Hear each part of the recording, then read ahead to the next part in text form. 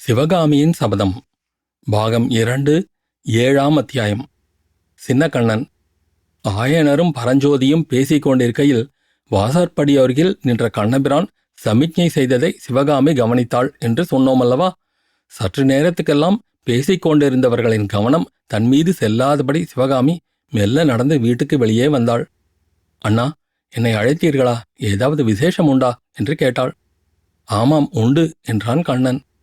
கமலி அக்கா ஏதாவது சொல்லி அனுப்பினாளா?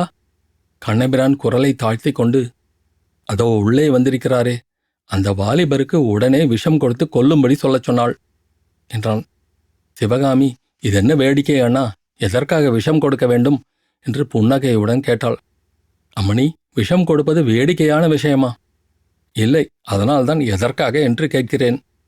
மாமல்லருக்கு இவர் போட்டியாக வந்திருக்கிறார் தாயே. என்னத்தில் போட்டி? ராஜ்யத்துக்குத்தான். ஊரிலே எல்லாம் சொல்லிக் கொள்கிறார்கள். சக்கரவர்த்தி பரஞ்சோதியை தத்து எடுத்துக்கொண்டு விட்டார். பரஞ்சோதிக்குத்தான் ராஜ்யத்தை கொடுக்கப் போகிறார். மாமல்லருக்கு ராஜ்யம் இல்லை என்று. ஆஹா, இது மட்டும் உண்மையாயிருந்தால்... தங்கச்சி, அப்படி நேர்ந்தால் உனக்கு அதில் மிக்க சந்தோஷம் போலிருக்கிறதே என்றான் கண்ணபிரான். அப்படித்தான் அண்ணா, இந்த ராஜ்யந்தானே எனக்கும் அவருக்கும் குறுக்கே நிற்கிறது.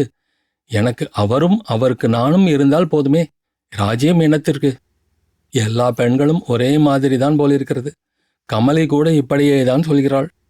என்ன சொல்கிறாள்? நீ இப்போது சொன்னது போலத்தான் சொல்கிறாள். கண்ணா, உனக்கு நானும் எனக்கு நீயும் போதாதா? அரண்மனை சேவகம் என்னத்திற்கு? வா, எங்கேயாவது கிராமத்துக்கு போய் நிம்மதியாக இருக்கலாம் என்கிறாள். அப்படி செய்யப் போகிறீர்களா அண்ணா? அப்படி செய்வதில் எனக்கும் இஷ்டம்தான். ஆனால் சின்னக்கண்ணன் குறுக்கே நின்றான். அது யார் அண்ணா சின்னக்கண்ணன்?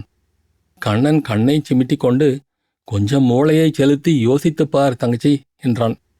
சிவகாமி, என்னத்தை யோசிக்கிறது என்றாள். இவ்வளவுதானா தங்கச்சி?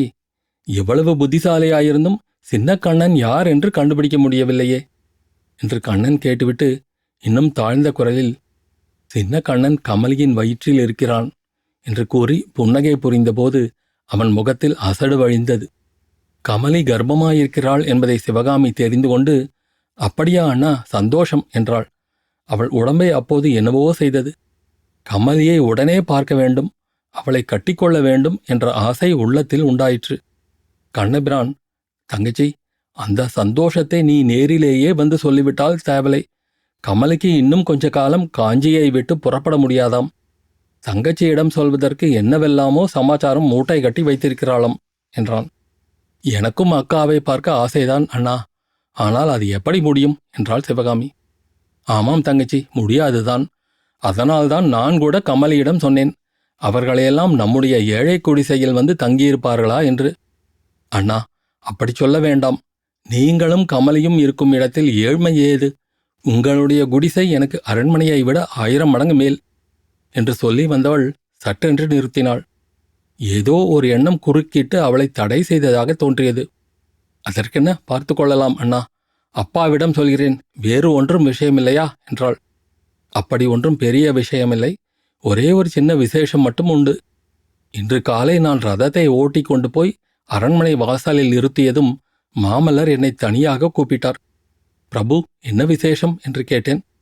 ஒன்றுமில்லை கண்ணா, ராத்திரி தூங்கவில்லை என்றார். அதுதான் முகத்தை பார்த்தாலே தெரிகிறதே, ஏன் தூங்கவில்லை என்றேன். புது தளபதியுடன் பேசிக் கொண்டிருந்தேன் என்றார். அவ்வளவுதானா என்று கேட்டேன். அப்புறம் ஓலை எழுதினேன் என்றார். யாருக்கு என்றேன். அப்பாவுக்கு என்று சொன்னார். சரி என்றேன். பிறகு மெல்ல மெல்ல இன்னொரு ஓலையும் எழுதினேன் என்றார். அண்ணா, ஓலையை கொடுங்கள் என்று சிவகாமி கேட்டபோது அவள் தொண்டையை அடைத்து கொண்டது. கொடுக்கிறேன் தங்கச்சி, கொடுக்கிறேன். ஆனால் ஓலையை வாங்கி கொண்டதும் நீ ஓடிப்போய் என்னை திண்டாட்டத்தில் விட்டுவிடக்கூடாது. என்ன திண்டாட்டம் அண்ணா? போன தடவை மாமல்லரின் ஓலையை வாங்கி கொண்டதும் ஒரே ஓட்டமாய் ஓடிப்போய் விட்டாயல்லவா? அதனால் எனக்கு எவ்வளவு சங்கடமாய் போய்விட்டது தெரியுமா? ஓலையை வாங்கி கொண்டதும் சிவகாமி என்ன செய்தாள்? அவள் முகம் எப்படி இருந்தது, கண் எப்படி இருந்தது என்றெல்லாம் மாமல்லர் கேட்டபோது நான் விழித்தேன். போதும் அண்ணா வேடிக்கை, ஓலையை கொடுங்கள்.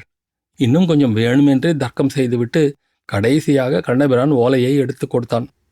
அப்புறம் ஒரு கண நேரம் கூட அங்கே சிவகாமி நிற்கவில்லை. வீட்டின் வலப்பக்கத்தில் சென்ற பாதை வழியாக பழைய தாமரை குளத்தை நோக்கி விரைந்து சென்றாள். அத்தியாயம் முடிவு.